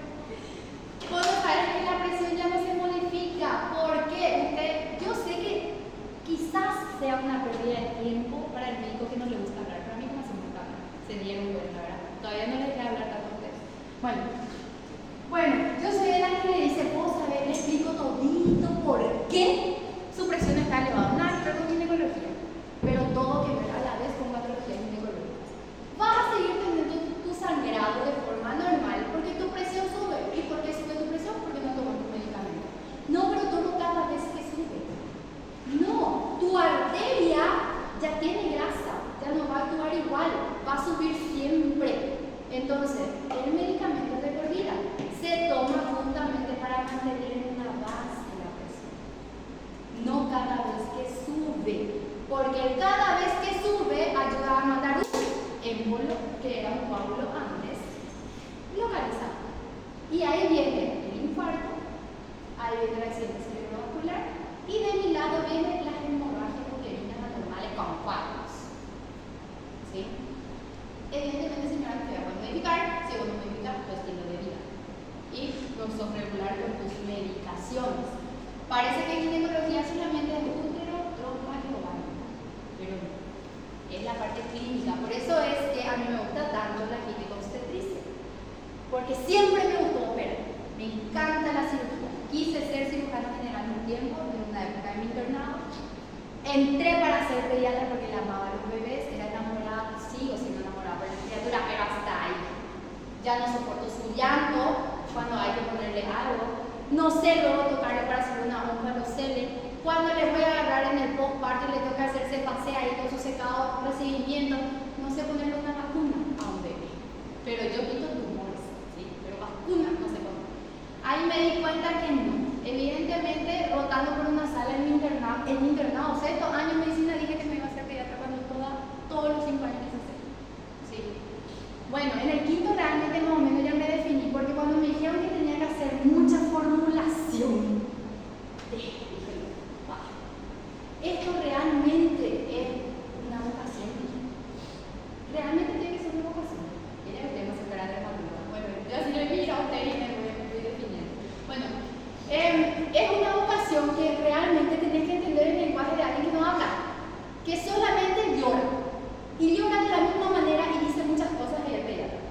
Ese es el llanto de que quiero hacer caca, ese es el llanto de que tal cosa, ese. Yo no quiero hacer pediatra. Evidentemente tengo que hacer, porque para mí yo era todo igual. ¿Sí? O sea que evidentemente no. Y encima tenés que lidiar con mucha gente. Detrás de un niño viene 10. Y paciencia lo que yo tengo. Así que, Dios mío, ahora al niño le habla así, te me calmas, tranquilízate, así le dice. ¿A qué la vacuna? Le digo yo. Le asusto todo. Y siempre hay niños de maternidad con su mamá. ¿Qué vas a sacar? Pero así jugando, ¿verdad? Pero esa es mi actitud, por ejemplo, con un niño. Le hablo como adulto, no me puedo hablar como un niño. Pero los pediatras dicen lo que hay que hablar como adulto. En fin, carácter de pediatra tengo. Soy muy ángel como un pediatra. Así, muy quisquillosa con mis pacientes. Y si se meten con las mías, se meten conmigo. Sí, hay una amenaza, me parece. Bueno, pero en fin. Carácter tengo. Cuando dije, por ejemplo, me encantaba, pero llegué al último año de internado, ¿verdad? De la facultad, y todos mis amigos ya sabían que iban a hacer. Nosotros éramos un grupo de 9 personas que estudiábamos juntos siempre, ¿sí? Del primer año hasta el final. Todos mis amigos ya tenían, ya estaba ubicado, ya estaba, Dios mío, y yo era así. Toda la vida quise ser pediatra. Pero pasé por la sala de fibrosis quística, en una sala de IPS, y vi un poco, obviamente, el niño con fibrosis quística es lo más tierno, lo más hermoso posible, pero con una traqueostomía. Porque ellos, como hacen mucha fibrina en el pulmón, no pueden respirar. Bueno, entonces, vamos a hacerle, vamos un ratito a hacerle su, ¿cómo me dijeron? Su drenaje de tráqueo. Obviamente yo, todo, intento, no quiero hacer todo, que todo lo posible en tu vida para pasar por la experiencia. Me voy y le empiezan a poner un aspirador así en tu vida, fuera, y el bebé todo lila. Pero así, y después cuando ya estaba muy lila, le sacaba la bebé, la hacía de café. Después otra vez, hija de mí, casi me demé. No quiero ser pediatra. Y justo me tocó, mi hija estaba cumpliendo 3 meses. Me tocó en esa etapa del puerperio.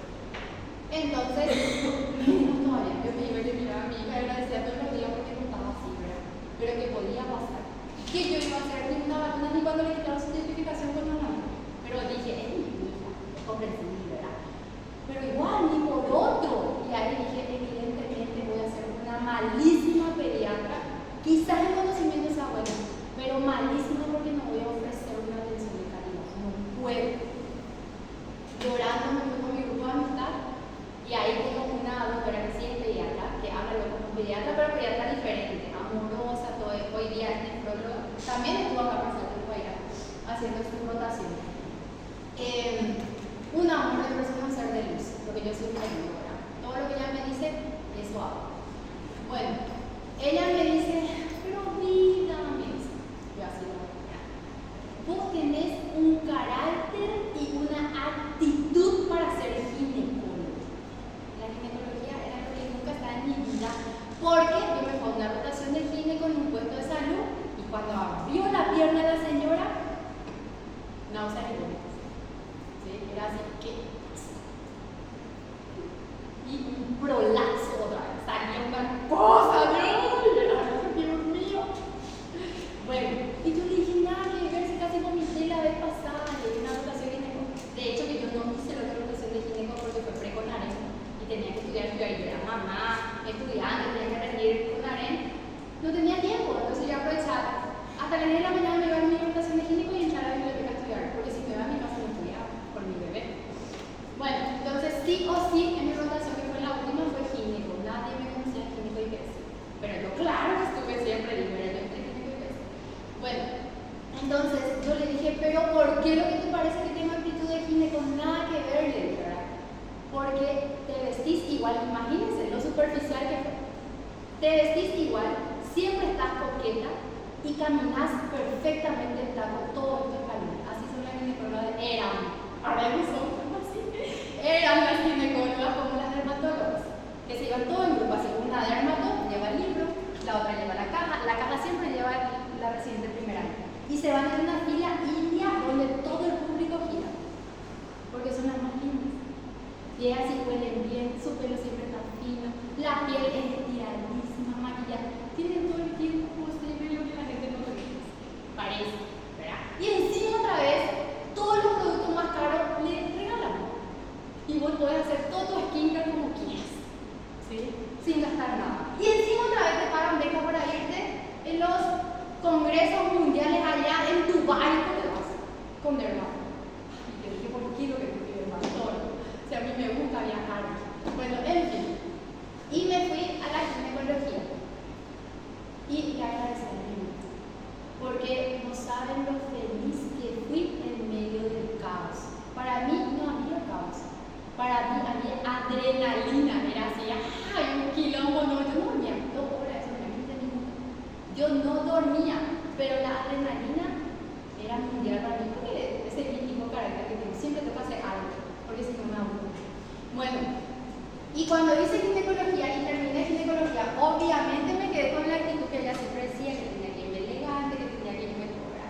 Pero en realidad me di cuenta que la ginecología no es como todo el mundo dice, porque van a escuchar que varias especialidades le trata al ginecólogo como que no sabe nada. Un burro en persona. Así te le tratan y van a escuchar.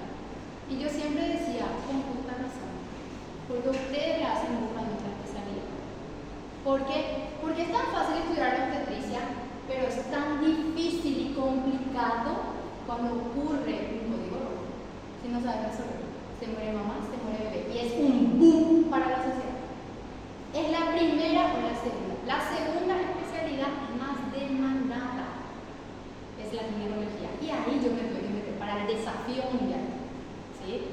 Yo siempre busco desafío. Si no me desafían, yo parece que no me logran nada. Me tienes que desafiar para que haga algo nuevo. Me encanta luego poner riesgos. Bueno, entonces fue terminando así la ginecología y después yo terminé en pandemia 2020, ¿verdad? Con muchas dificultades quirúrgicas, o sea, la parte que a mí me gustaba hacer, dificultades quirúrgicas porque casi nada nos operábamos nosotros los residentes ginecólogos y todos los ginecólogos. Entonces ahí dije, bueno, yo tenía un desafío con mi jefa, no me llevaba bien con mi jefa. Y mi jefa, toda la guardia me quería contratar, porque yo era muy guapa, era resolutiva, tenía habilidad quirúrgica, todo, me querían contratar en el hospital. Y mi jefa decía, no, yo no le quiero a ella. Solamente no me quería porque tenía una actitud muy parecida a otra colega. ¿Y qué es lo que tenía la otra? ¿Qué es lo que te hizo en la vida? Y le maldijo varias veces, ¿verdad? Y una maldición llevó a un aborto, ¿verdad? En una pelea. Pero por eso, en realidad porque me comparaban muy parecido a la otra persona. ¿Y qué era ese parecido? Que nosotros luchábamos por nuestra paciente, conseguíamos terapia a como de lugar, buscábamos lugares para nuestra paciente, no dormíamos, no descansábamos hasta que esa paciente pueda salir de alta, ¿verdad? Y yo dije, bueno, si eso te molesta, no sé qué tipo de personal que es en tu servicio. Y yo soy de la que ama, de la que te va a refutar si me decís algo que me provocas. Y no me importa si es el presidente de la República o el Papa, también me voy a ir detrás de ellos, ¿verdad? Bueno, entonces dije, esta mujer, porque es una mujer, no me va a quitar de IPES. Empecé a hacer la especialidad en ginecología. Tuve que rendir otra vez con AREN. Cuando en realidad dije, nunca en mi vida más voy a rendir con AREN, porque es el examen más horrible que uno puede pasar. Competí con 3.000 personas, un examen bastante difícil, ¿sí? Pero que me decían esta vez va a ser diferente, porque esta vez solamente rendí tu especialidad, ya no rendí todas las especialidades, como con AREN para especialidades. Bueno, entonces dije, esta persona hubo un desafío, ¿se dan cuenta? Me desafiaron, entonces yo, no, voy a entrar. Y me dice, tu capacidad será que da para que tengas este examen médico. Me desafió otra vez, ¿para qué? Eso era alimento para mi ego. Me desafió otra vez, entonces yo para que pueda ser ginecóloga, porque yo quería tener la habilidad quirúrgica, no hacer la laparoscopía me gustaba también, pero no me gustaba tanto como en esa época como la ginecología. Y entonces ahí tuve que decir, bueno, necesito entrar en ginecología. Había un solo lugar en IPES y éramos 35 competidores, ¿sí? 8 queríamos ginecología. Entonces, lo único que yo tenía era tener el puntaje más alto para ser la primera en elegir, porque no tenía que darle chance a todos, ¿sí? Ese año el examen fue re difícil. Era así,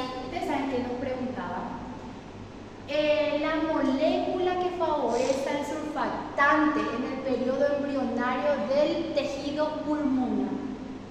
En el William Obstetricia está. Pero ¿dónde pico vos te vas a ir a leer esas cosas? Cuando en realidad hay cosas más grandes que te pueden preguntar. Y fue así para cagarme nomás el examen. Yo salí llorando. Y era época de pandemia, donde todo el mundo se moría. Y nosotros hacíamos guardias demasiado. Hacíamos guardias, por ejemplo, en Ingavi, que era respiratorio embarazada, y hacíamos guardias en la central.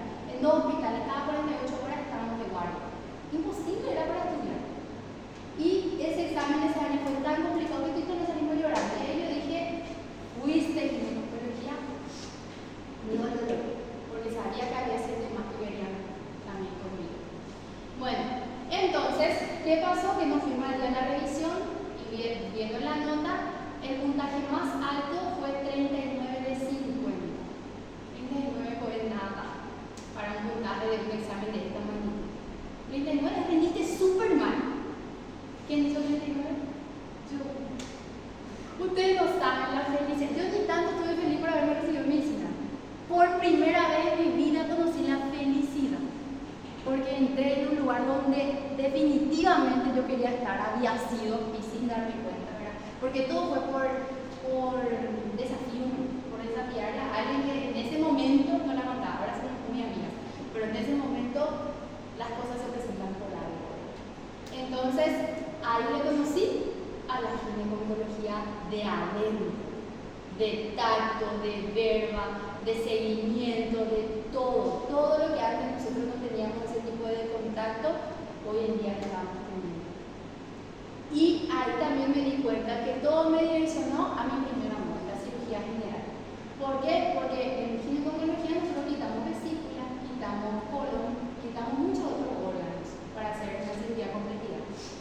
Bueno, entonces todas esas habilidades nos vamos adquiriendo y en fin llegamos a un objetivo. Pero ¿qué pasó? Que uno nunca para. Que parece que esa felicidad había sido parcial. Necesitas otra vez algo. Eso es algo que a ustedes cada tanto les va a ir pasando y que aún cuando la victoria es propia y lo logran cuando demasiado lo quieren. Entonces ahí yo conocí esta especialidad que es la oncología ginecológica y me enamoré, pero me enamoré del valor que nos da esas pacientes. ¿Por qué? Porque a nosotros lo que Dios nos regala es la vida, no es que nosotros le regalamos. Cuando sale con el éxito del tratamiento que nosotros hicimos, las pacientes oncológicas son muy agradecidas. Yo, mi casa, tengo un minado de santos, no sé por qué, no sé qué me quiere decir mis pacientes, pero cada una me llegó a regalar un libro donde ella tenía, su mamá tenía desde que nació porque fue un parto muy dificultoso con una enfermedad neonatal, sobrevivió ella y a los 27 años le diagnosticamos esa masa tumoral, le operamos todo, pasó todo bien y es la misma rosa mística que la grimea. Y esa misma me regaló, o sea, una reliquia que tenía toda la vida a su médico que le estaba viviendo una vida así.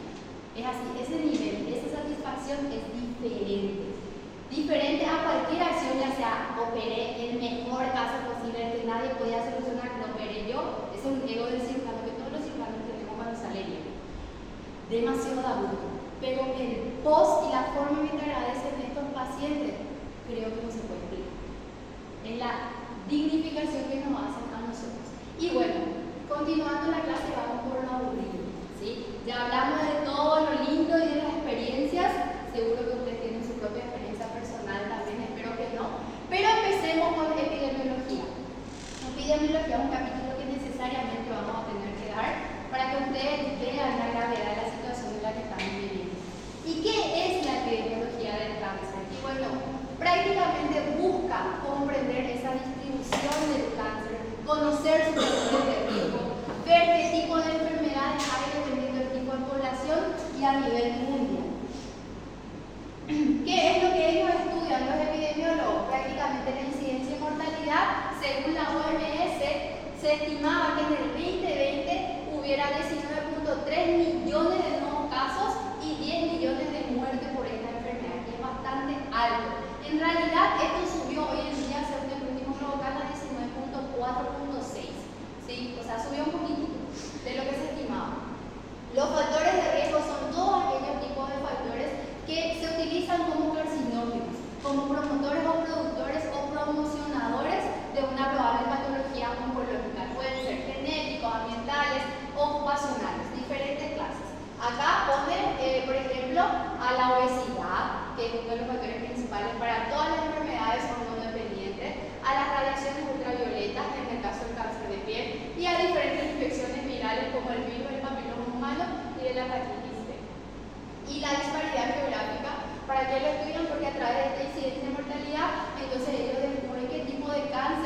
¿Por qué se diferencia el tipo de cáncer en esta población y en esta? ¿Qué es lo que hay más? Por ejemplo, acá en Canindeyú lo que más podemos ver, por ejemplo, son ocupacionales por el tipo de productos pesticidas que utilizan varias industrias de sojería acá que tenemos alrededor. Un tiempo hubo muchísimas más informaciones por acá. Gastrolisis, enterocele, teníamos, por ejemplo, labios leporino que hoy sigue habiendo. Muchísimas malformaciones, ¿sí? Así como también productores, por ejemplo, de exposiciones virales como el virus del papiloma humano. Esta es una población alta, ¿sí? Canindeyú es una población bastante alta del virus del HPV. Prácticamente por día tenemos 30 diagnósticos de virus de HPV positivo, ¿sí? No de cáncer, pero el virus. ¿Pero qué te quiere decir eso? Que si no cuidamos, en algún momento vamos a hacer cáncer, ¿sí? Bueno, es esta población. En cuanto a las estrategias para tratar de minorizar la incidencia y la mortalidad, vienen las diferentes prevenciones que tenemos que hacer. Ustedes conocen que las prevenciones primarias son las que más nosotros hacemos, pero parece que el público no sabe recepcionar. La prevención primaria en todo lo que es ese tema de capacitación, campañas preventivas, que todo el tiempo que están saliendo a la calle haciendo, la gente parece que un panfleto nada más, un simple papelito, parece que no le llegamos a la gente. Entonces, ellos se encargan a nivel mundial de buscar diferentes tipos de estrategias. Ahora, la prevención primaria la mayoría de las veces fracasa, no sirve. Nos vamos a la secundaria. Bueno, la secundaria ya depende muchas veces de la preparación para un probable terciario que es el tratamiento. En la secundaria, generalmente, en cuanto al HPV, tenemos lo que es la vacuna contra el HPV, pero al final, nuestra población no brinda para todo público. Brinda a un grupo no expuesto, a un grupo que no ha tenido todavía relaciones o a las niñas, ¿sí? Les prepara para lo que es en un futuro una inmunidad por rebaño, pero esa inmunidad por rebaño va a venir en el 2030 recién, acá en Paraguay, ¿sí? Y ustedes sí que empezaron recién, porque empezaron recién con su vacuna, ¿verdad? O el test de HPV, lo que empezaron el año pasado. En Brasil el año pasado salió toda la novedad del test de HPV que ya se sabía algo de lo que era el test de HPV, ¿sí? Pero el tema de las vacunas como prevención secundaria, no sé si tienen antes o después que nosotros. Pero bueno, y nos vamos preparando para la prevención terciaria hasta llegar al 2030, que es el objetivo mundial de la Organización Mundial de la Salud. Y por decirles, nuestra paciente ya llega en la etapa de que ya descubrimos una lesión precursora y tenemos que tratar. Ahora, ¿cómo le tratamos? Y generalmente en una población, la que tenemos nosotros acá, que es la de riesgo, hoy en día tenemos una máquina que hace un trabajo que se llama tonización, que corta un pedacito del cuello nada más para tratar. Pero anteriormente no se tenía. Entonces todo el mundo tenía que perder el útero cuando se enteraba que tenía una lesión precursora, cuando en realidad ni hacía falta. Por ejemplo, doctora, ¿tu nombre? Tamira.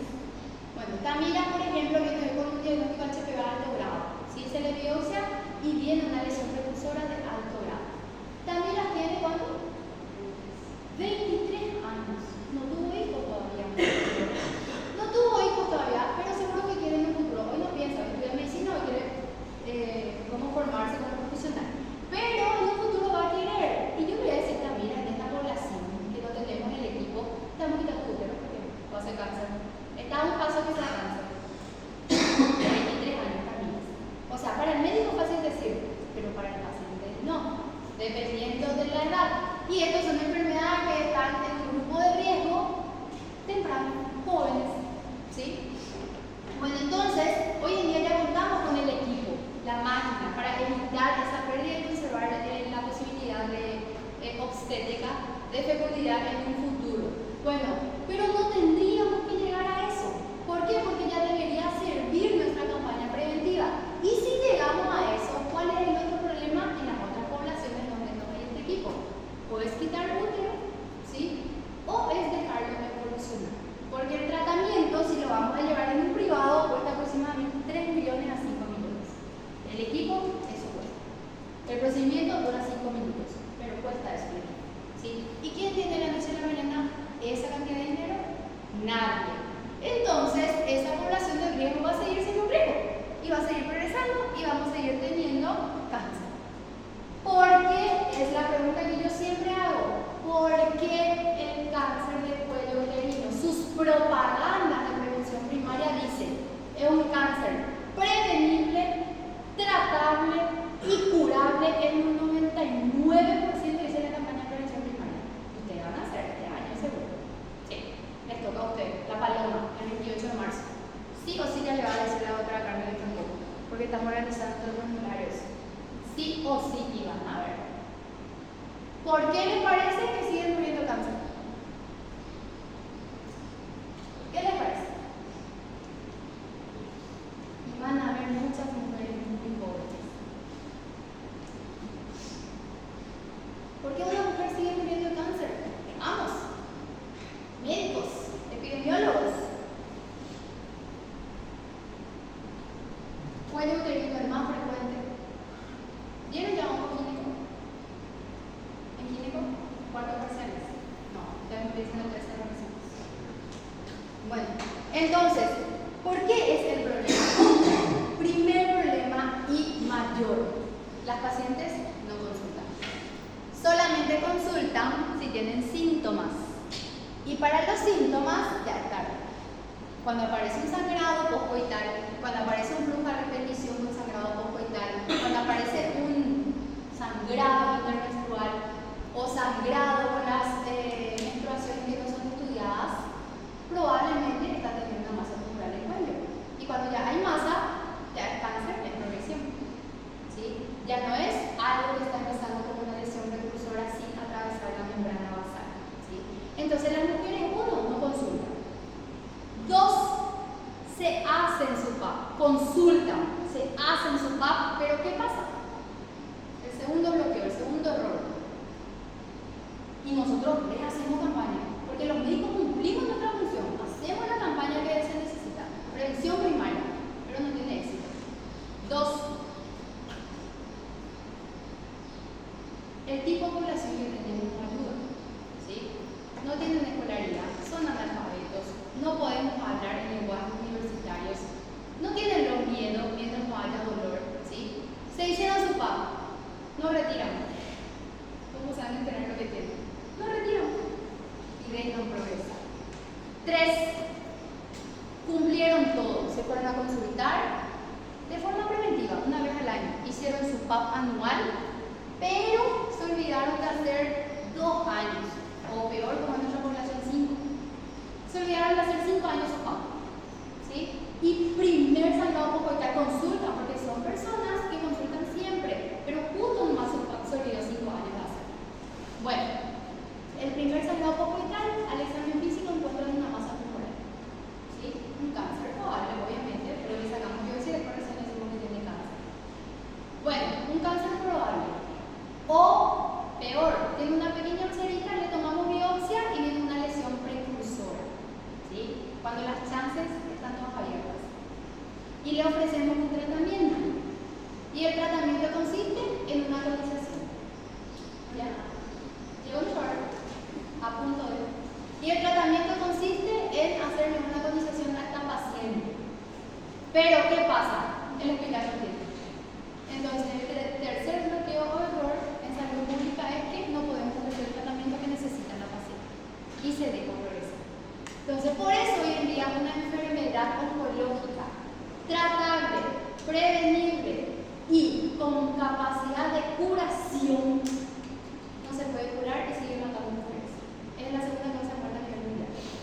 ¿Sí? Entonces, ustedes, futuros médicos, son los encargados de que tienen que hacer funcionar ese sistema de salud. Mañana, marzo, van a hacer la primera campaña de prevención. El 28 de marzo todos tienen el objetivo de hacer esta campaña. Van a tomar las muestras y probablemente van a hacer la prevención secundaria también. Y quizás algunos tengan la oportunidad de ver o tocar en una prevención terciaria, porque el objetivo de la campaña va a ser ver y tratar, ¿sí? Que es, yo veo una lesión precursora, la famosa manchita, trato. Quemo corto, ¿sí? Ya hago el tratamiento. En eso consiste esta campaña de marzo. Pero y van a ver el éxito que tiene cuando en realidad se hace todos estos pasos.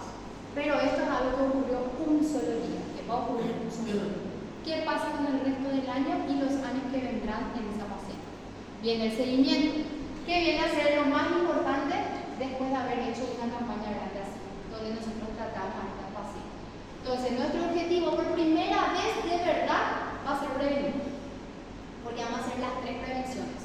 pero no va a tener éxito de aquí a 2 años si la paciente no cumple su función de atención otra vez, que anualmente se vaya haciendo sus controles por más de 20 años, ¿sí? Más esa paciente por la que del riesgo. Porque, ¿qué pasa? Se va a tener relaciones con el mismo hombre que le habrá transmitido luego la lesión precursora, o con el hombre que tiene luego la lesión precursora, el virus del HPV, perdón, debido a que siempre tiene contacto sexual, que es su pareja. Va a tener otra vez relaciones sexuales sin protección. No va a cambiar su estilo de vida, su estado inmunológico va a estar debilitado siempre. Va a ser las mismas cosas. ¿Por qué? Porque hoy nosotros ya le cortamos algo y en teoría ya le curamos, ¿sí? Pero si no le cambiamos ese chip mental, va a venir otra vez de aquí a 5 años sin controles y con un normal sin protección. Porque el virus no muere. El virus no muere. Ustedes sabían eso, ¿verdad? El virus no se mata. El virus no muere. El virus se inmortaliza nomás. Ahí no inmortaliza, se bloquea, perdón. Se bloquea porque cuando se inmortaliza cuando genera la enfermedad. El virus se bloquea. Lo que muere, lo que se trata y de lo que se cura la paciente es de la lesión que ya produjo el virus, que es la lesión precursora. Ya no tiene un SIN3, porque ya le sacamos el SIN3, pero el virus está ahí, siempre y cuando siga una exposición, ¿sí? Y el virus está en el epitelio de la vagina, en el epitelio uterino, en el varios epitelios, porque un epitelio escamoso, él elige al escamoso, por eso aparece en la lengua y en la garganta también, ¿sí? Por el tipo de epitelio. Bueno, entonces, la prevención y la detección temprana, dice la estadística, que ayuda para disminuir la población de riesgo e inclusive evitar a la evolución oncológica, evitar al cáncer. Y la investigación y los avances ayuda en el momento en cuando ya tenemos propiamente dicha la enfermedad. Esto es súper aburrido si lo vemos de este lado, pero súper importante para que nosotros podamos tener una base de cómo empezar, ¿sí? Y la investigación es justamente para tratar de comprender de acuerdo a esta distribución de esta población. Hay mucho virus de mucho cáncer no HPV dependiente. ¿Qué significa eso? No es provocado por el virus del HPV. Entonces, ¿quién le provoca? Se estudia la población y se comprende de acuerdo a los factores de riesgo, porque probablemente en esta población es genética. Entonces se investiga y de ahí sale lo que puede ser una probable terapia génica. Se estudia el ADN del tumor, ¿sí? Y se trata. Bueno, entonces, todo parte en una investigación a partir de una pregunta. ¿Qué es lo que yo quiero estudiar en una población? ¿Qué es lo que yo quiero saber? Y que esto ustedes realmente al final del curso, cuando terminen medicina, es lo que van a defender, ¿sí? Van a hacer una pregunta de investigación, van a tratar de recabar los datos, hacer una revisión bibliográfica y luego hacer el diseño del estudio, ¿sí? Lo mismo se hace y con más razón en una población oncológica. Una vez que ya sepan la pregunta, lo que quieren hacer, van a, una vez retomar las muestras, recolectar los datos según epidemiológicamente relevante, como por ejemplo, conocer de qué zona distribuida, por ejemplo, acá en Canindeyú, del departamento de Canindeyú, pero específicamente Salto del Guaira. Salto del Guaira tiene el 80% de la población con el virus del HPV de alto riesgo, pero Ubud tiene 10% de la población, para una población que prácticamente son 3.000 habitantes comparado con 17.000 de Salto. También es alto, el 10%. ¿Sí? Entonces se va haciendo las previsiones y recolecciones de datos de acuerdo a la distribución de población, pero también se tiene en cuenta el grupo etario, ¿sí? Por ejemplo, el nivel educativo, y van recabando todos esos datos para la selección. Luego se analiza de acuerdo a lo que se recabó y por último se interpreta lo que son los resultados y se hace una comparación para una posible conclusión. Una discusión y una conclusión. Y este resultado epidemiológico que ustedes lograron hacer en una población, el día de mañana se puede utilizar para revisiones a nivel mundial, para estudios de caso e inclusive puede servir a los científicos para realizar una molécula para tratamiento. Y eso se debe comunicar de acuerdo a la relevancia del estudio. Entonces, todo eso es lo que hace el médico investigador. Y nosotros siempre le dimos un valor un poco menos porque él no toca paciente, él no opera, él no hace una evaluación clínica, es como si fuese que parece que no es médico, ¿sí? No es médico, el médico